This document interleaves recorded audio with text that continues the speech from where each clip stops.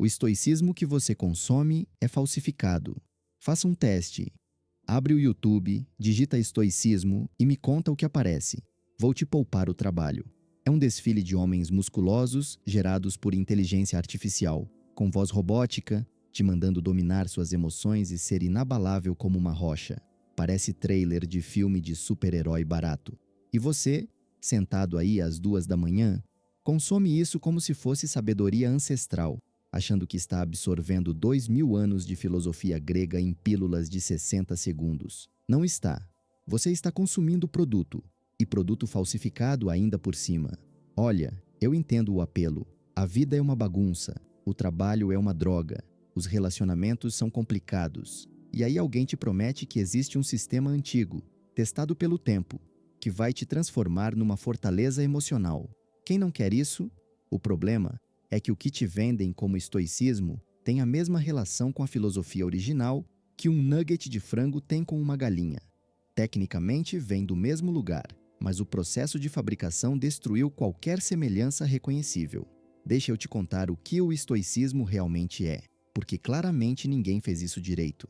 Se você pegar os textos originais, as meditações de Marco Aurélio ou os fragmentos que sobraram dos gregos, vai descobrir uma coisa perturbadora. O estoicismo é esquisito. Não é uma coleção de frases motivacionais. É um sistema filosófico completo, com visões bizarras sobre Deus, sobre lógica, sobre a natureza da matéria, sobre o que constitui uma vida boa. Tem metafísica, tem epistemologia, tem cosmologia. E adivinha? A galera do conteúdo motivacional pula tudo isso, porque não cabe num reel de 30 segundos. A história real começa muito antes de Marco Aurélio, que, aliás, não foi pioneiro de nada. Ele entra no fim do jogo, tipo um jogador que aparece nos últimos 10 minutos da partida. Para entender o estoicismo de verdade, você precisa voltar para a Grécia Antiga, e mais especificamente, para a figura de Sócrates. Sócrates não fundou o estoicismo, mas praticamente toda a escola filosófica que veio depois dele estava de alguma forma respondendo a ele. Os platônicos, os aristotélicos, os epicuristas, os cínicos, os céticos, os estoicos, todo mundo bebendo da mesma fonte, cada um destilando algo diferente. O que Sócrates legou a essas escolas foi uma ideia radical. Filosofia não é passatempo intelectual para gente rica e entediada. Filosofia é ferramenta de sobrevivência. É sobre descobrir como viver bem, não apenas como argumentar bem em jantares. Os gregos eram obcecados por uma pergunta: qual é a melhor vida humana possível? E eles achavam que tudo, física, lógica, ética, fazia parte desse projeto. Não era conhecimento pelo conhecimento. Era conhecimento para não desperdiçar a sua única passagem por esse circo absurdo que a gente chama de existência. Agora, vem a parte que eu mais gosto. O fundador do estoicismo foi um cara chamado Zenão de Cítio, e quase tudo que sabemos dele vem de um livro de Diógenes Laércio, um historiador antigo que basicamente fez a fofoca filosófica da antiguidade. Segundo ele, Zenão queria desesperadamente descobrir como viver a melhor vida possível. Tão desesperadamente que foi consultar o oráculo de Delfos, o mesmo que aparece na história de Sócrates. Zenão perguntou como poderia viver bem e a resposta foi deliciosamente enigmática: assuma a cor dos mortos. Qualquer pessoa normal ouviria isso e pensaria que o oráculo estava de mau humor. Mas Zenão interpretou diferente. Entendeu que precisava absorver a sabedoria dos autores antigos, estudar os mortos para aprender a viver. Então foi para Atenas procurar um professor de filosofia, tipo Sócrates. Pequeno problema: Sócrates já estava morto havia um bom tempo, mas Zenão encontrou a próxima melhor coisa, um filósofo cínico chamado Crates. E aqui a história fica interessante porque os cínicos eram basicamente os punks da filosofia antiga. Não ligavam para a convenção social, não ligavam para dinheiro, não ligavam para o que você pensava deles. O próprio nome cínico vem da palavra grega para cachorro, um insulto que eles abraçaram com orgulho. Os estoicos herdaram muito dessa atitude, só que com menos teatro e mais sistema, onde um cínico te mandaria ser pobre de propósito só para provar que você não precisa de nada. Um estoico diria que riqueza é irrelevante. Você pode ter ou não ter, Tanto faz. Só não deixe isso definir quem você é. Zenão não estudou só com os cínicos. Absorveu ideias de seguidores de Aristóteles e de Platão. E só depois de toda essa formação eclética é que fundou a própria escola. Sabe onde ele ensinava? Num lugar chamado Stoa Poikile, o Pórtico Pintado. Era literalmente uma varanda decorada em Atenas, e é daí que vem o nome estoico, a galera do pórtico. 2000 anos de tradição filosófica, e o nome vem do lugar onde o fundador gostava de dar aula. É como se o existencialismo se chamasse cafeteria, porque Sartre escrevia em cafés. O que me irrita profundamente é que essa história toda, Zenão consultando oráculos, estudando com filósofos cachorro, fundando uma escola numa varanda, é infinitamente mais interessante do que qualquer frase genérica sobre controlar o que você pode controlar. Mas ninguém te conta isso, porque a história real exige contexto, exige nuance, exige que você preste atenção por mais de 15 segundos. E a economia da atenção não foi projetada para nuance. Foi projetada para te manter rolando a tela enquanto algoritmos vendem a sua atenção para anunciantes. E aqui está a primeira verdade inconveniente. O estoicismo que você consome provavelmente não é estoicismo. É um produto de marketing vestindo a fantasia de uma filosofia antiga. E se você quer entender essa tradição de verdade, vai ter que fazer algo radical. Prestar atenção, estudar e aceitar que a realidade é mais complicada do que um carrossel de Instagram. Eu sei, horrível, né? Então, você quer saber como o estoicismo realmente nasceu? Não a versão pasteurizada, mas a história de verdade, com toda a sujeira e contradição que a realidade sempre carrega.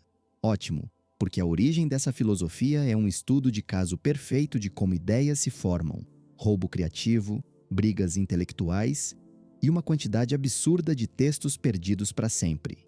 Voltando ao Zenão de Sítio, o cara chega em Atenas querendo aprender a viver bem e encontra Crates, o cínico. Para você entender o que isso significa, precisa entender quem eram os cínicos. Eles não eram só filósofos, eram provocadores profissionais. Diógenes de Sinope, o cínico mais famoso, supostamente vivia num barril, se masturbava em público e uma vez disse a Alexandre, o Grande, o conquistador do mundo conhecido, para sair da frente, porque estava bloqueando o sol. Quando perguntaram de onde ele era, respondeu que era cidadão do mundo, inventando o conceito de cosmopolitismo 2 milênios antes de virar palavra bonita em perfil de LinkedIn. Os cínicos acreditavam que a civilização era uma doença. Todas as convenções sociais, todas as hierarquias, todo o teatro da vida em sociedade era besteira que nos afastava de uma vida autêntica. A solução? Viver como um cachorro, sem vergonha, sem posse, sem fingimento. Comer quando tem fome, dormir onde dá, falar o que pensa na cara de quem for. O nome vem de kynikos, derivado de kion, cachorro em grego, insulto que virou distintivo de honra.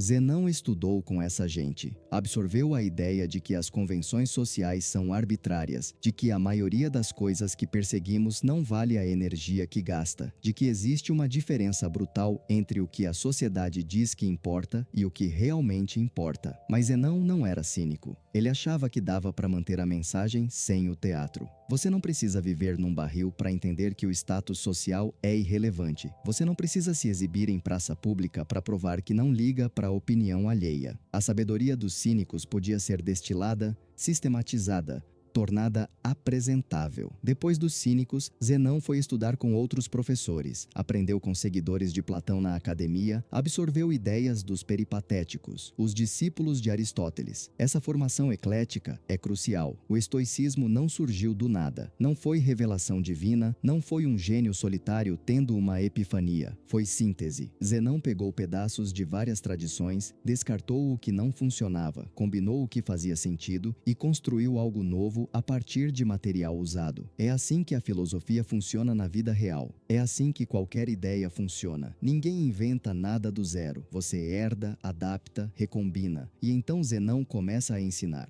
Onde? No pórtico pintado, a Stoa Poikile, uma estrutura coberta em Atenas, decorada com pinturas de batalhas famosas, era espaço público. Qualquer um podia aparecer. Zenão não tinha uma academia fechada como Platão, nem um liceu como Aristóteles. Tinha uma varanda, e as pessoas que vinham ouvi-lo ali passaram a ser chamadas de stoikoi, os estoicos. Pensa na ironia. Uma das tradições filosóficas mais influentes da história ocidental leva o nome de um elemento arquitetônico. Não é zenonismo, em homenagem ao fundador. Não é algum termo grego pomposo sobre virtude ou razão. É a galera da varanda. Agora vem a parte frustrante. Zenão não escreveu. Escreveu e muito aparentemente, mas não temos nada. Zero. Tudo perdido. O segundo líder da escola, Cleantes, também escreveu toneladas. Sobrou um texto, um hino a Zeus. O terceiro líder, Crisipo, era uma máquina de escrever. Supostamente produziu mais de 700 tratados. 700. Sobrou o quê? Fragmentos, citações de segunda mão, referências em textos de outros autores que discordavam dele. Crisipo é particularmente importante porque foi ele quem pegou o estoicismo, que até então era um conjunto de ensinamentos interessantes, mas meio soltos, e o transformou num sistema completo, integrado, onde física, lógica e ética se conectavam. Antes de Crisipo, o estoicismo era uma direção. Depois dele, era um mapa detalhado. Quando alguém diz "os estoicos acreditavam", geralmente está se referindo à sistematização de Crisipo, mesmo sem saber. E a gente não consegue ler Crisipo diretamente. A gente lê o que sobrou, o que os outros preservaram, o que não foi queimado, perdido, destruído e esquecido. Isso deveria te ensinar algo sobre a fragilidade do conhecimento. 2000 anos atrás, um cara escreveu 700 tratados tentando explicar como o universo funciona e como viver bem. Hoje você não consegue ler nenhum deles na íntegra. O tempo não respeita esforço, não respeita importância. O tempo mastiga tudo e cospe fragmentos aleatórios. E a gente constrói tradições inteiras em cima desses fragmentos, fingindo que tem o quadro completo. Depois de Crisipo, vieram outros líderes, o que os estudiosos chamam de estoicos do período médio, gente como Panécio e Posidônio. Esses caras fizeram modificações, adaptações, às vezes mudanças significativas. A filosofia continuou se espalhando, primeiro pelo mundo grego, depois pelo romano. E é aí que chegamos nos nomes que você provavelmente conhece: Marco Aurélio, Epicteto, Sêneca, os estoicos romanos, os que tiveram a sorte de ter seus textos preservados, os que viraram meme 2 milênios depois. Mas aqui está o ponto que a maioria ignora. Quando você lê Marco Aurélio, não está lendo o estoicismo original. Está lendo estoicismo filtrado por séculos de interpretação, debate e modificação. Marco Aurélio veio quase 500 anos depois de Zenão. É como se alguém, em 2500, apresentasse um sistema filosófico baseado em interpretações de algo que Kant escreveu e dissesse: isto é kantismo puro. Não é. É o que sobrou depois que o tempo fez seu trabalho de destruição criativa. O estoicismo que chegou até nós é um sobrevivente. Não necessariamente o melhor, não necessariamente o mais fiel às origens, apenas o que conseguiu atravessar 2 milênios de guerras, incêndios, negligência e decisões arbitrárias sobre o que valia a pena copiar. E em cima desse sobrevivente, a gente construiu uma indústria de autoajuda. Tem uma honestidade brutal nisso que ninguém quer admitir. A gente não sabe exatamente o que Zenão pensava. A gente tem palpites educados baseados em fragmentos e testemunhos de segunda mão. Então, se alguém tentar te vender sabedoria ancestral, lembra: ancestral sim, completa não. O que temos é arqueologia filosófica. Estamos montando um quebra-cabeça com metade das peças faltando e fingindo que a imagem está nítida, a física maluca que você ignora. Agora a gente entra no território que os influenciadores de estoicismo evitam, como o vampiro evita alho, a física estoica. E quando eu digo física, não estou falando de Newton ou Einstein, estou falando da visão de mundo completa dos estoicos. Cosmologia, metafísica, teologia, tudo misturado num pacote que é genuinamente estranho. Estranho de verdade. E essa estranheza é sistematicamente apagada da versão popular, porque não combina com a estética de produtividade do século XXI. Começa assim: os estoicos eram materialistas, ou, como alguns acadêmicos preferem, corporalistas. Isso significa que, para eles, tudo que existe tem corpo. Até aí parece razoável, até moderno e científico. Mas espera, porque quando eu digo tudo, eu quero dizer tudo. Deus tem corpo, a alma tem corpo. A sabedoria, um conceito abstrato, tem uma espécie de corpo. Se existe, é corpóreo. Não tem essa de substância imaterial, espírito etéreo, essência flutuante. Se é real, é feito de alguma coisa. Agora você pode estar pensando que isso faz dos estoicos ateus ou pelo menos agnósticos. Errado, completamente errado. Os estoicos acreditavam piamente em Deus, só que o Deus deles não é o velhinho de barba sentado nas nuvens, julgando suas escolhas de entretenimento noturno. O Deus estoico é mais como uma força vital que permeia absolutamente tudo, uma espécie de energia racional que atravessa o universo inteiro, organizando, estruturando, fazendo as coisas funcionarem. Às vezes chamam isso de Zeus, às vezes de Logos, às vezes de princípio ativo, nomes diferentes para a mesma ideia. E aqui entra um conceito crucial, o pneuma, palavra grega que significa sopro ou respiração. O pneuma é o que faz as coisas serem o que são, é o que diferencia uma pedra de uma planta de um animal de um ser humano. A diferença está na tensão do pneuma, na qualidade dessa força vital que atravessa cada coisa. Não é alma no sentido cristão, é mais como um campo de energia com propriedades diferentes dependendo do que está animando. Parece ficção científica dos anos 70, mas era metafísica séria há 2000 anos. Os estoicos dividiam a realidade em dois princípios, o ativo e o passivo. O passivo é a matéria bruta, o substrato do qual as coisas são feitas. O ativo é Deus, o Logos, a razão cósmica que age sobre essa matéria e dá forma a tudo. O passivo é a argila, o ativo é o oleiro, e o oleiro não está separado da argila. Está misturado nela, trabalhando por dentro, não por fora. Deus não criou o universo e foi embora tomar café. Deus é o universo se organizando constantemente. Isso leva a uma conclusão que deveria te perturbar. Os estoicos eram deterministas hardcore. Tudo que acontece estava destinado a acontecer. Cada evento, cada escolha, cada desastre, cada triunfo, tudo parte de um plano cósmico executado pelo Logos. Não existe acaso. Não existe coincidência. Quando você perde o emprego, quando o relacionamento termina, quando algo horrível acontece, para os estoicos, isso faz parte da ordem racional do universo. Deus quis assim, ou melhor, a natureza racional das coisas determinou assim, e fica ainda mais interessante. Os estoicos acreditavam em ciclos cósmicos. O universo passa por períodos de ordem, como o que vivemos agora, e depois entra em conflagração.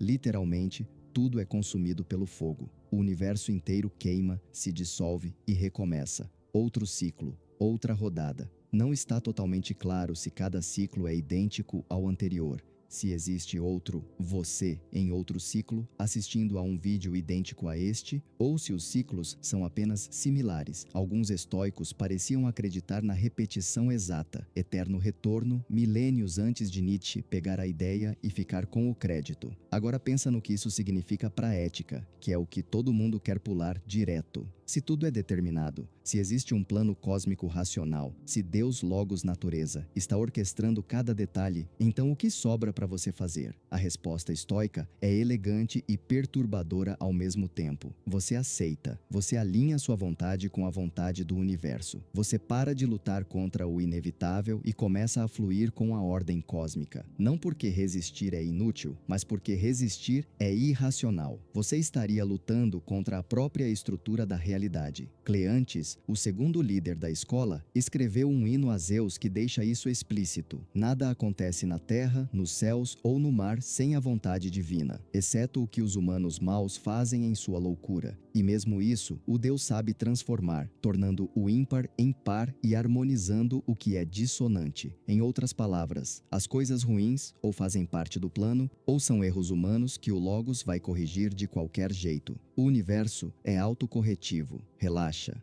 Séculos depois, Marco Aurélio ainda opera nessa lógica. Quando algo ruim acontece, ele se pergunta como aquilo poderia fazer sentido do ponto de vista do universo. Quando alguém o trata mal, ele atribui a ignorância.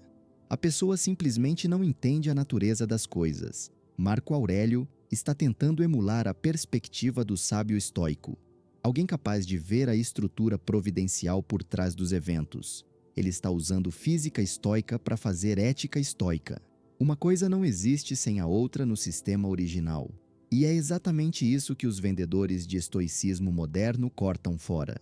Porque como você vende determinismo cósmico para uma audiência que acredita em livre-arbítrio, meritocracia e num universo sem plano nenhum, como você empacota tudo é fogo e vai queimar e recomeçar num carrossel de produtividade? Não dá. Então eles pegam as conclusões éticas. Aceite o que não pode mudar, foque no que você controla e jogam fora a justificativa metafísica inteira. O resultado é uma filosofia decapitada. Funciona? Funciona. Mas não é estoicismo. É outra coisa usando o nome. A física estoica é estranha. É alienígena para a mente moderna. E é precisamente por isso que vale a pena conhecer. Porque te força a confrontar uma verdade desconfortável. Pessoas muito inteligentes, por muito tempo, acreditaram em coisas que você considera absurdas. E daqui a 2000 anos, pessoas muito inteligentes vão olhar para o que você acredita e pensar exatamente a mesma coisa. O sábio estoico, o super-homem que você nunca será. Deixa eu te apresentar a figura mais importante do estoicismo, de quem você provavelmente nunca ouviu falar. O sábio. Não é Marco Aurélio, não é Epicteto, não é nenhum nome real. O sábio é um ideal teórico, uma construção filosófica, o ser humano perfeito, que age perfeitamente em todas as circunstâncias.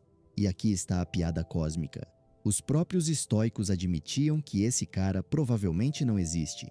Talvez tenha existido um ou dois na história inteira da humanidade. Talvez nenhum. Mas você deveria tentar ser como ele de qualquer jeito. O sábio, na concepção estoica, é alguém que alcançou o conhecimento completo, não um conhecimento parcial, não opinião bem fundamentada, não palpite educado. Conhecimento absoluto, inabalável, à prova de qualquer argumento contrário. O sábio consegue ver a estrutura providencial do universo. Ele entende como o Logos opera, como tudo se conecta, por que as coisas acontecem do jeito que acontecem. E porque entende tudo isso, ele nunca erra. Nunca, em nada. Suas percepções são sempre corretas, seus julgamentos sempre precisos, suas ações sempre virtuosas. Zenão tinha uma metáfora para explicar a diferença entre o conhecimento comum e o do sábio. Ele estendia a mão com os dedos abertos e dizia: "Isto é uma impressão, uma aparência das coisas." Depois fechava o punho. "Isto é o assentimento, quando você aceita que a impressão é verdadeira." Em seguida, agarrava o punho fechado com a outra mão, apertava firme. E isto é o conhecimento como o sábio tem. Não apenas aceitar que algo é verdade, mas ter uma compreensão tão sólida, tão fundamentada, que nenhum argumento consegue abalar. O resto de nós fica no nível do punho frouxo. O sábio opera com as duas mãos travadas. O filósofo Hankinson descreve o sábio de um jeito que vale repetir. Ele nunca erra, nunca deixa de compreender as coisas com completa segurança. Alinha sua vida com a estrutura providencial do mundo, que é idêntica ao destino, que é idêntico à vontade de Zeus. Vive de acordo com a natureza e, assim, alcança aquele fluxo suave de vida tão desejado. O estudioso A. Long complementa: o sábio nunca se engana, seu conhecimento equivale à verdade porque é baseado no nexo causal que controla os eventos cósmicos. Diferente da pessoa comum, que às vezes acerta mas não sabe provar por quê, os julgamentos dos sábios são infalíveis, porque ele sabe exatamente por que cada um deve ser verdadeiro. Escutou direito? Infalível. O sábio estoico é infalível. Para todos os efeitos práticos, um super-humano, um ser que transcendeu as limitações cognitivas e emocionais que definem a experiência humana normal. E os estoicos construíram toda a sua ética em torno desse ideal. O objetivo não é ser feliz no sentido moderno. O objetivo é ser como o sábio, ou, pelo menos, se aproximar o máximo possível. Agora vem a parte que deveria te incomodar. Os estoicos sabiam que isso era praticamente impossível. Crisipo supostamente dizia que talvez um ou dois sábios tenham existido em toda a história. Talvez. Estoicos posteriores eram ainda mais pessimistas. O sábio era como a fênix. Todo mundo fala, ninguém viu. Era um ideal regulativo, uma estrela guia para orientar a navegação, não um destino que você realmente esperava alcançar. E o que isso significa para você, uma pessoa comum do século XXI, com suas ansiedades, seus medos, suas inconsistências, suas falhas repetidas? Significa que o estoicismo original te oferece um modelo de perfeição que você nunca vai atingir. E depois, te manda tentar mesmo assim. É como mostrar um atleta olímpico e dizer, seja isto. Você não vai conseguir, claro, mas o esforço de tentar te faz melhor do que você seria se não tentasse. Motivacional, talvez. Cruel, um pouco também. O sábio, crucialmente, não tem paixões. E aqui, a gente precisa desfazer uma confusão que se perpetua há séculos. Quando os estoicos falam de paixões, não estão falando de emoções no sentido que usamos hoje. Paixões, para eles, são perturbações irracionais da alma, respostas excessivas, desproporcionais, que turvam o julgamento e te levam a agir sem virtude. Medo paralisante é paixão. Raiva descontrolada é paixão. Desejo obsessivo é paixão. O sábio não tem isso, porque vê a realidade com clareza perfeita e, portanto, não reage de forma desproporcional a nada. Isso gerou o mito de que os estoicos querem que você seja um robô sem emoções. Não é bem assim. Só que a alternativa também não é o que os coaches modernos vendem. A versão popular diz: estoicismo não é sobre suprimir emoções, é sobre gerenciá-las. E isso é verdade para nós, pessoas normais que nunca seremos sábias. Mas o ideal estoico genuíno, o sábio de verdade, esse cara realmente não tem as perturbações que chamamos de emoções negativas. Ele não está gerenciando medo porque não sente medo irracional para começo de conversa. Não está controlando a raiva porque nada o irrita de forma desproporcional. Marco Aurélio passa boa parte das meditações tentando se aproximar desse ideal.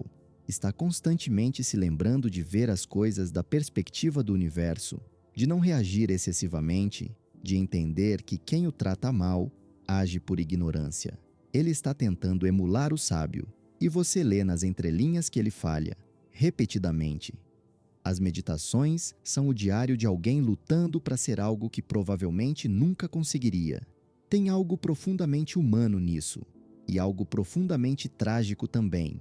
Epicteto, que foi escravo antes de ser filósofo, também falava do sábio, mas era mais pragmático. Ele sabia que sua audiência, estudantes jovens tentando aprender a viver, não viraria sábia. Então, focava no que era possível. Distinguir o que está sob seu controle do que não está, trabalhar apenas no que você pode influenciar, aceitar o resto. Estoicismo com as expectativas calibradas para humanos reais, não para ideais teóricos. E talvez seja isso que os estoicos modernos estão fazendo, sem admitir explicitamente. Pegaram um sistema construído em torno de um ideal sobre-humano e removeram o ideal, ficando só com as práticas aproximativas. Funciona para muita gente? Aparentemente sim, mas é uma versão domesticada com os dentes arrancados. O sábio era o coração do estoicismo antigo. Sem ele, o que sobra é um conjunto de técnicas de gerenciamento emocional. Úteis, sem dúvida, mas técnicas de gerenciamento emocional você encontra em qualquer livro de psicologia pop. O que tornava o estoicismo único era a ambição absurda de transformar humanos em algo mais que humanos. Essa ambição, convenientemente, desapareceu. A ética que realmente importa, e por que você pula o resto, chegamos finalmente na parte que você queria desde o início. A ética, as dicas práticas, o como viver. Eu sei que você está aqui por isso, todo mundo está. E eu entendo, ninguém acorda de manhã pensando: hoje quero estudar metafísica corporalista e ciclos cósmicos de conflagração. As pessoas querem saber como parar de sofrer por besteira, como lidar com chefes idiotas, como não surtar quando a vida inevitavelmente desmorona. A ética estoica promete respostas para isso, e para ser justo, entrega algumas. Mas aqui está o problema que eu venho martelando esse tempo todo. A ética estoica foi construída em cima da física e da lógica. Não é um módulo separado que você baixa independentemente. É a fruta de uma árvore, sem raiz, sem tronco, sem galho. Não tem fruta. Os estoicos usavam exatamente essa metáfora. A lógica é a cerca que protege o campo. A física é a terra e as árvores. A ética é o fruto. Você quer comer a fruta sem plantar a árvore. Todo mundo quer, mas deveria pelo menos saber o que está fazendo. O núcleo da ética estoica é o conceito de virtude. E virtude, para os estoicos, significa viver de acordo com a natureza. Não a natureza no sentido de floresta e passarinho. A natureza no sentido de como as coisas realmente são. A estrutura racional do universo, o logos operando através de tudo. Viver virtuosamente é alinhar suas ações com essa ordem cósmica. É agir racionalmente, porque o universo é racional. É aceitar seu lugar no grande esquema, porque existe um grande esquema, e ele faz sentido, mesmo quando parece que não. Para fazer isso, você precisa entender duas naturezas. Primeiro, a natureza humana, o que você é enquanto criatura. Para os estoicos, somos fundamentalmente seres racionais e sociais. Nossa capacidade de raciocinar nos distingue dos outros animais. Nossa natureza social significa que não existimos isolados. Somos parte de comunidades, de redes de relações, da humanidade como um todo. Ignorar qualquer um desses aspectos é viver contra a própria natureza, portanto, sem virtude. Segundo, você precisa entender a natureza com N maiúsculo, a ordem cósmica, o plano divino, aquela coisa toda sobre o logos e o princípio ativo. A natureza, para os estoicos, é inerentemente boa. Não é o universo indiferente e sem propósito que a ciência moderna descreve. É um cosmos ordenado, racional, onde tudo acontece por uma razão. Dessa visão de mundo emergem as 4 virtudes cardinais. A prudência, que é a sabedoria prática de saber o que fazer em cada situação. A justiça, que é tratar os outros como merecem, reconhecendo sua dignidade enquanto seres racionais. A temperança, que é moderar os desejos para que eles não te controlem nem te desviem do caminho. E a coragem, que é não deixar o medo te paralisar nem te impedir de agir corretamente. 4 virtudes, simples de listar, uma vida inteira para tentar praticar. Agora vem um conceito que os popularizadores adoram e geralmente explicam mal: os indiferentes preferíveis. Para os estoicos, existem coisas boas, coisas ruins e coisas indiferentes. As únicas genuinamente ruins são os vícios. Todo o resto, saúde, doença, riqueza, pobreza, prazer, dor, vida, morte, é indiferente. Não contribui para a sua virtude nem para o seu vício. Não te faz melhor nem pior, mas espera. Isso significa que os estoicos achavam que dinheiro e saúde não importam? Não exatamente. Eles distinguiam indiferentes preferíveis de indiferentes não preferíveis. Saúde é preferível à doença. Riqueza é preferível à pobreza. É racional preferir essas coisas. Só que, e aqui está o pulo do gato, elas não são necessárias para uma vida boa. Você pode ser virtuoso sendo pobre. Pode ser virtuoso estando doente. Pode ser virtuoso até sob tortura. A virtude é sempre possível, independente das circunstâncias externas. Esse é o superpoder que o estoicismo oferece. A promessa de que sua capacidade de viver bem não depende de nada fora do seu controle. E isso nos leva à famosa dicotomia do controle, que aparece logo no início do manual de Epicteto. Algumas coisas estão sob nosso controle, outras não. Sob nosso controle, opinião, impulso, desejo, aversão, em resumo, tudo que é ação nossa. Fora do nosso controle, corpo, propriedade, reputação, cargos, tudo que não é ação nossa. É provavelmente o pedaço mais citado da filosofia estoica, reproduzido em milhares de posts, geralmente sobre fundos de montanha ou pôr do sol dramático. O insight é poderoso. A maior parte do sofrimento humano vem de querer controlar o que não dá para controlar. Você quer que as pessoas te respeitem, não está sob seu controle. Quer que o mercado suba, não está sob seu controle. Quer que aquela pessoa te ame de volta, não está sob seu controle. Você gasta uma energia mental absurda tentando manipular resultados que não dependem de você e depois sofre quando inevitavelmente falha. A prescrição estoica: para de fazer isso. Foca exclusivamente no que está sob seu poder. suas escolhas, suas reações, seus julgamentos e aceita o resto como vem. Mas percebe como isso só funciona por completo se você comprar a metafísica por trás? Se o universo é racionalmente ordenado por um logos benevolente, aceitar o que acontece faz sentido. Se o universo é caos aleatório governado por física impessoal, aceitar o que acontece é só resignação com passos extras. Ainda pode ser útil na prática, mas perde a força filosófica, perde a justificativa profunda. Marco Aurélio usava o tempo todo a técnica da perspectiva cósmica. Quando algo ruim acontecia, se perguntava como aquilo parecia do ponto de vista do universo. Pequeno, provavelmente insignificante na escala do tempo cósmico. Parte de um padrão maior que ele não conseguia ver inteiro, mas confiava que existia. Isso funcionava para ele porque ele acreditava que o padrão existia. Funciona para você? Se você não acredita em ordem cósmica, em providência divina, em logos racional, a técnica vira exercício de imaginação. Talvez útil, mas não é a mesma coisa.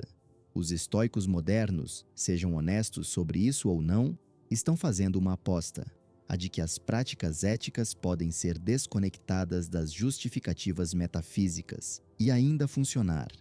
Talvez estejam certos.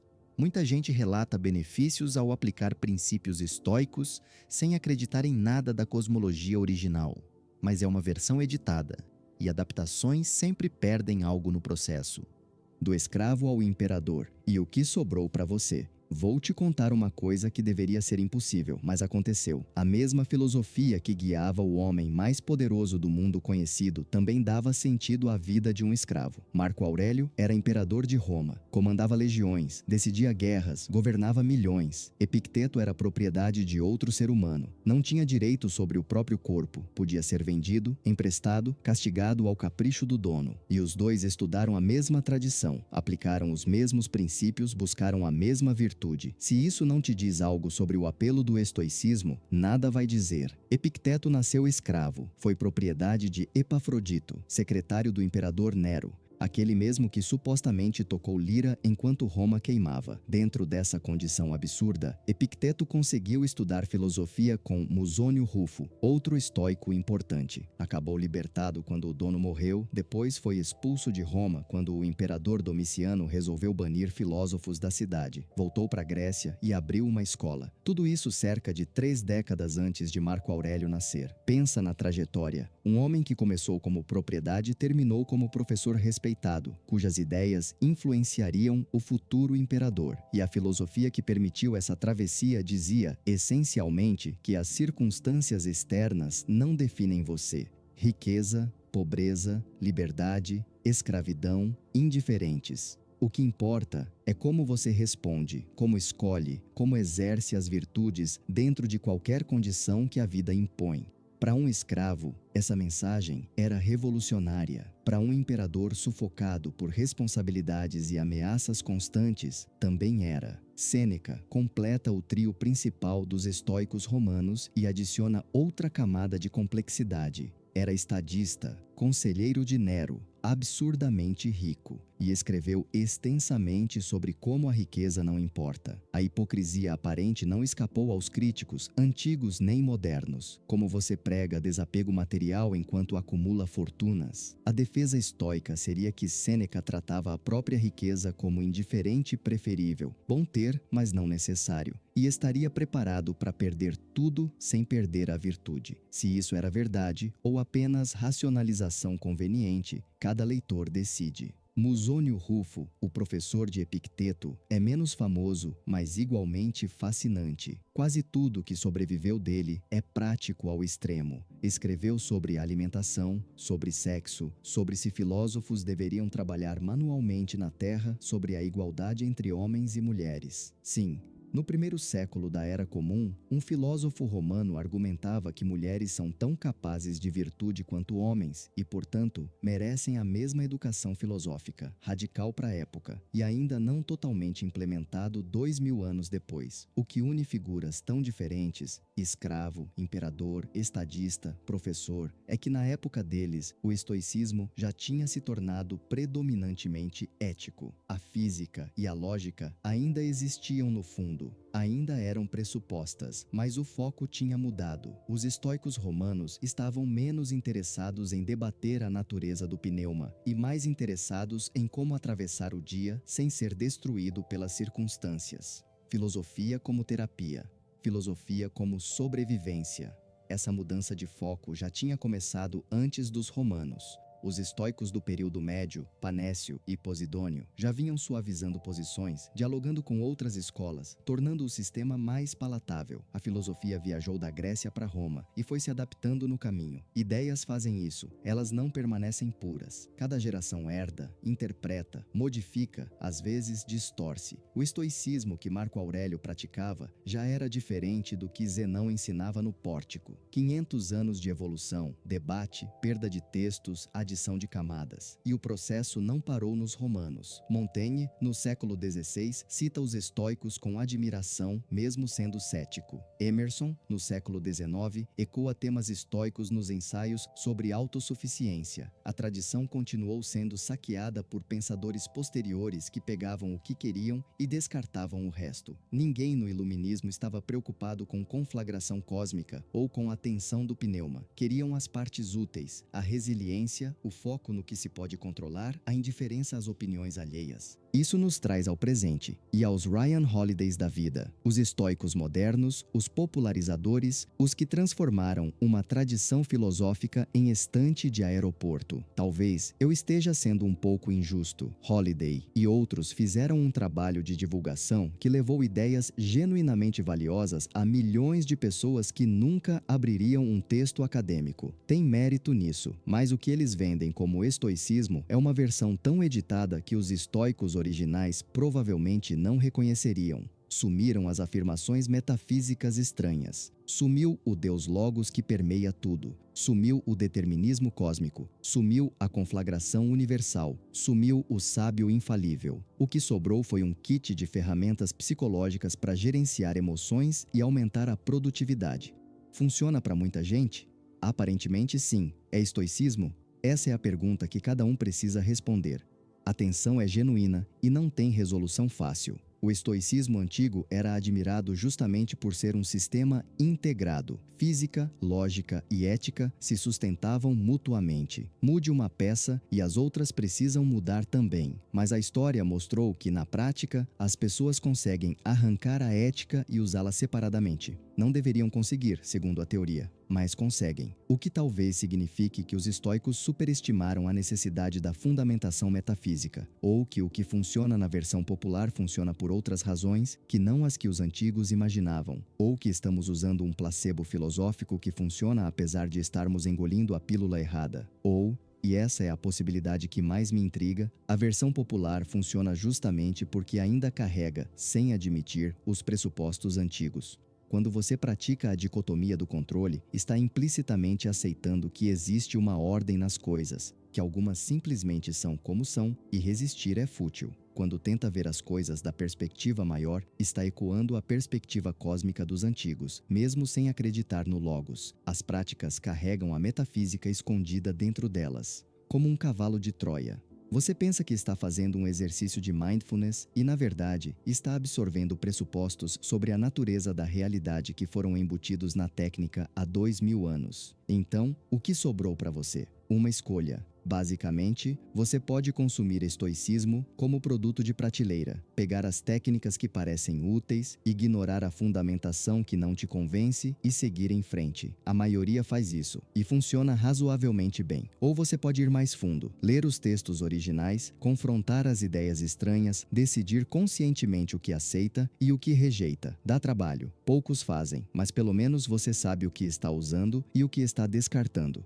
O estoicismo sobreviveu 2000 anos, não porque era simples, mas porque era complexo o suficiente para que cada geração encontrasse algo relevante dentro dele. O preço dessa longevidade foi a fragmentação. O que temos hoje são pedaços de um sistema que um dia foi inteiro, e a gente pode usar os pedaços, desde que lembre que são pedaços.